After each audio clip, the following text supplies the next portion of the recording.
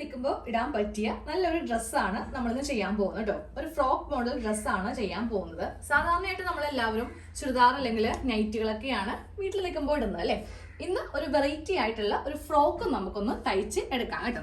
അതിനായിട്ട് ഞാനിവിടെ nightie bit ആണ് വാങ്ങിയിരിക്കുന്നത്. നിങ്ങൾക്ക് വേണമെങ്കിൽ റണ്ണിങ് ഫാബ്രിക് വാങ്ങിക്കാം. അതാകുമ്പോൾ ഒരു 2.5 മീറ്ററോളം വേണ്ടി വരും. അപ്പോൾ ഫസ്റ്റ് നമുക്കൊന്ന് തുണിയൊന്ന് തുറക്കാം കേട്ടോ. ഇതിന് ലൈനിങ് ഇട്ടാണ് ചെയ്യുന്നത്. അതായത് സ്കേർട്ട് പോർഷനിൽ മാത്രം ലൈനിങ് വരുന്നത് കൊണ്ടിട്ട് നമ്മൾക്ക് ഈ ഡ്രസ്സ് ഇടുമ്പോണ്ടല്ലോ അടിയിൽ പാൻറ്റോ പാവാടയോ ഒന്നും തന്നെ ഉപയോഗിക്കേണ്ട ആവശ്യമില്ല. കാര്യം ലൈനിങ് ഉണ്ടാവുമല്ലോ, മുകളിൽ ഉണ്ടാവത്തില്ല കേട്ടോ. നമുക്ക് കട്ടിങ് സ്റ്റാർട്ട് ചെയ്യാം. ആദ്യമേ തുണി ഒന്ന് വിരിച്ചിട്ട് കൊടുത്തിട്ടുണ്ട്. ഇതിന് നീളവും വീതിയും ഒന്ന് പറഞ്ഞു പോവാം. കാര്യം ഏത് ഭാഗത്താണ് യോക്ക് എടുക്കേണ്ടതെന്ന് പറഞ്ഞു തന്നില്ലെങ്കിൽ നൈറ്റി ബിറ്റ് ആണ്, ഒട്ടും തന്നെ നമുക്ക് തുണിക്ക് വീതിയോ കാര്യങ്ങളോ ഒന്നും ഉണ്ടാവത്തില്ല. അപ്പൊ ഞാൻ പറഞ്ഞു തന്ന പോലെ തന്നെ ഒന്ന് കട്ട് ചെയ്ത് എടുക്കണം കേട്ടോ. ഈ കാണുന്നതാണ് നീളം. താഴത്തേക്ക് ഒരു 3 മീറ്ററിന്റെ പറ്റ ഉണ്ടാവും. 290 കറക്റ്റ് ആയിട്ട് ഉണ്ടാവത്തുള്ളൂ.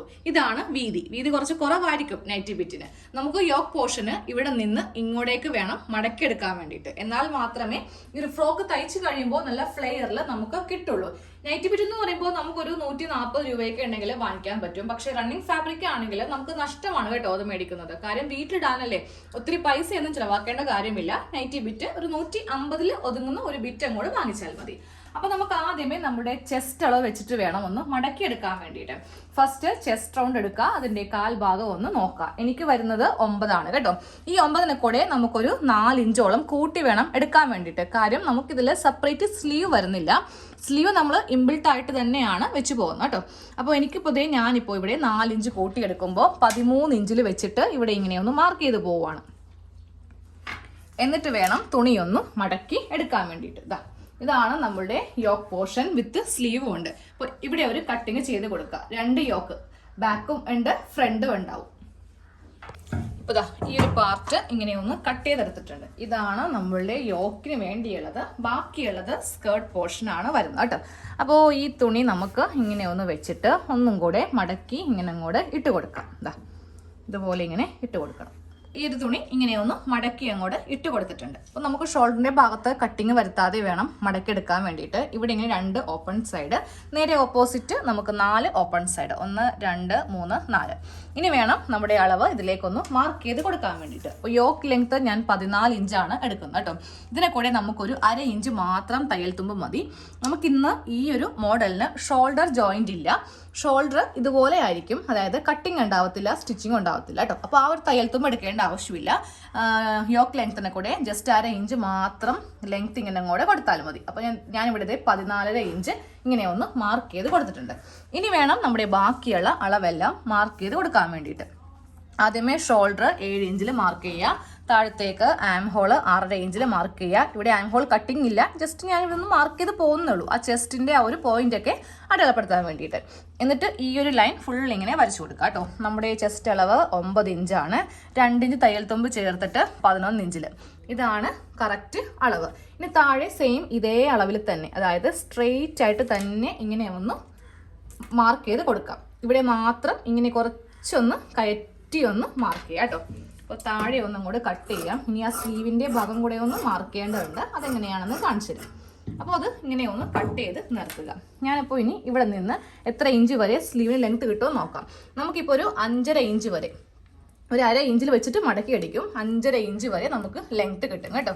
ഇനി സ്ലീവിൻ്റെ വിഡ്ത്ത് ഒരു 6.5 ഇഞ്ചിൻ്റെ കൊടുക്കുന്നുണ്ട്. അപ്പോൾ ഇവിടെ നിന്ന് ഇങ്ങനെ ഒന്ന് നമുക്കൊന്ന് കട്ട് ചെയ്ത് എടുക്കണം. ഈ ഭാഗത്ത് വെച്ചിട്ട് ഇങ്ങനെ വേണം മാർക്ക് ചെയ്ത് പോവാൻ വേണ്ടിയിട്ട്.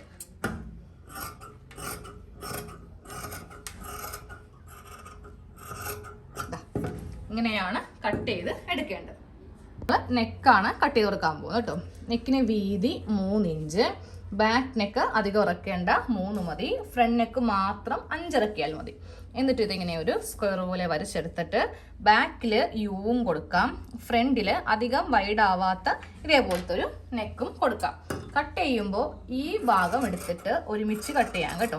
ഇപ്പോൾ ഞാൻ ഇതിൽ ബാക്കും ഫ്രണ്ടും ഒരുമിച്ച് കട്ട് ചെയ്തിട്ടുണ്ട്. ഇനി ഫ്രണ്ട് മാത്രം എടുക്കുമ്പോണ്ടല്ലോ കൈ ഇങ്ങനെ ഒന്ന് കയറ്റി വെക്കാം. കൈൻ്റെ മീതെ കട്ടിങ് കൊള്ളാതെ ശ്രദ്ധിച്ച് ഇങ്ങനെ ഒന്ന് ചെയ്ത് കൊടുക്കാം കേട്ടോ. രണ്ടും സെപ്പറേറ്റ് ചെയ്തിട്ട് വേണം ചെയ്യാൻ വേണ്ടിയിട്ട്. ഇതൊന്ന് ഓപ്പൺ ചെയ്ത് കാണിച്ചു തരാം.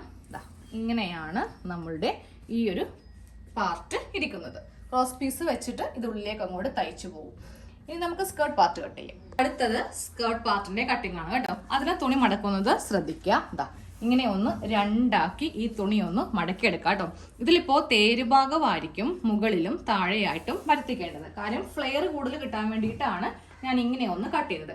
ഇവിടെ പ്ലീറ്റ്സ് ഇട്ടിട്ട് നമ്മൾ കറക്റ്റ് നമ്മുടെ ആ യോക്കിന്റെ അളവിലേക്ക് ഇതിനെ ഒന്ന് കൺവേർട്ട് ചെയ്യും. ഓക്കെ, ഇതാ ഈ ഭാഗമാണ് നമ്മൾ മുകൾ വശമായിട്ട് കൊടുക്കുവാണെങ്കിൽ വീതി കുറവാണ്, ഒട്ടും തന്നെ പ്ലീറ്റ്സ് കിട്ടത്തില്ല.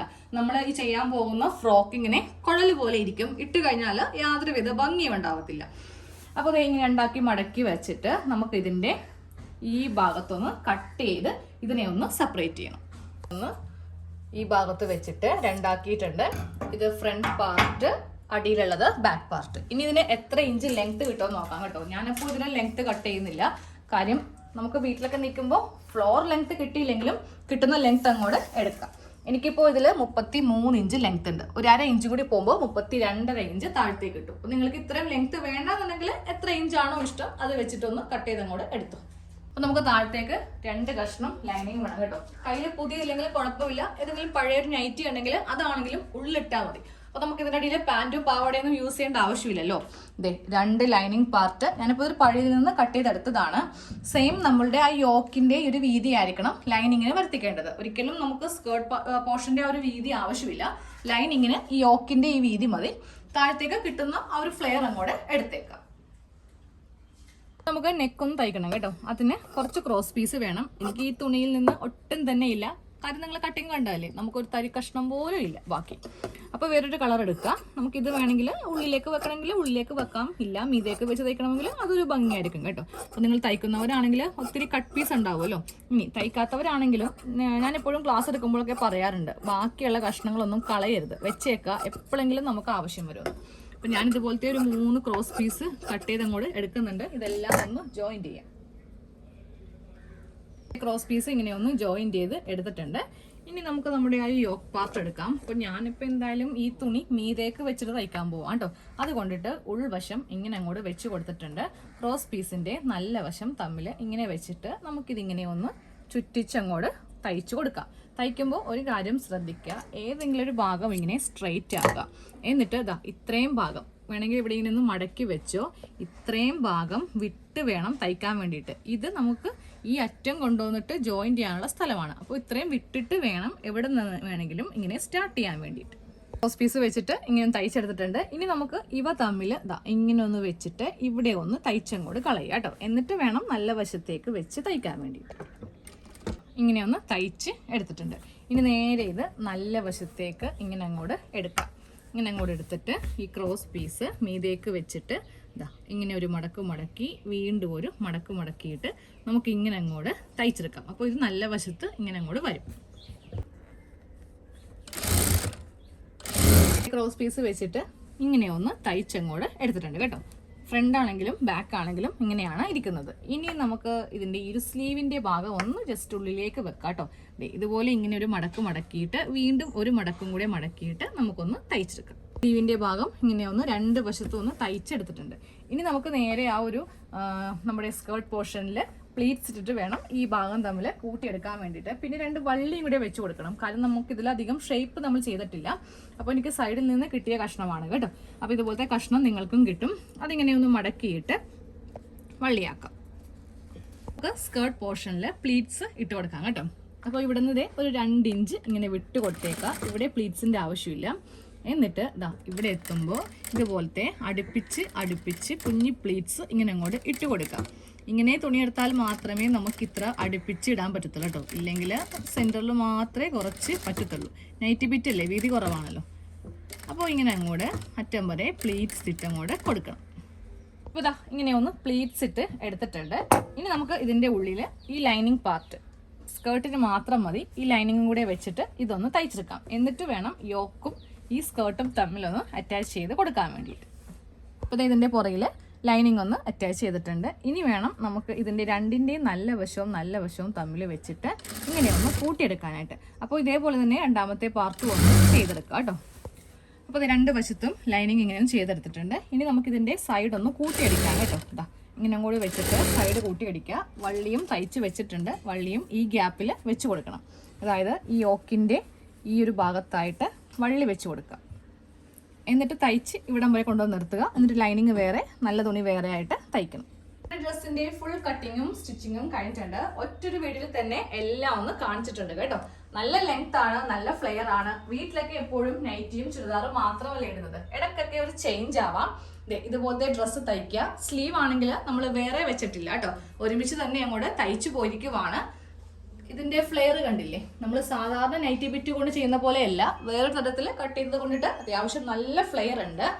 ഉള്ളിലാണെങ്കിൽ ലൈനിങ്ങും ഉണ്ട്. അപ്പോൾ നമുക്ക് ഇനി ഇതിന്റെ അടിയിൽ പാവാട, പാൻറ് ഇതൊന്നും യൂസ് ചെയ്യേണ്ട ആവശ്യമില്ല. ഉള്ളിൽ ബ്രാ യൂസ് ചെയ്യുക. അതിനുശേഷം നമുക്ക് ഈ ടോപ്പ് ഇടാം കേട്ടോ. വേസ്റ്റിന്റെ ഇവിടെ വള്ളിയുണ്ട്, ഷേപ്പ് അനുസരിച്ചിട്ട് നമുക്കിത് കെട്ടിവെക്കാം.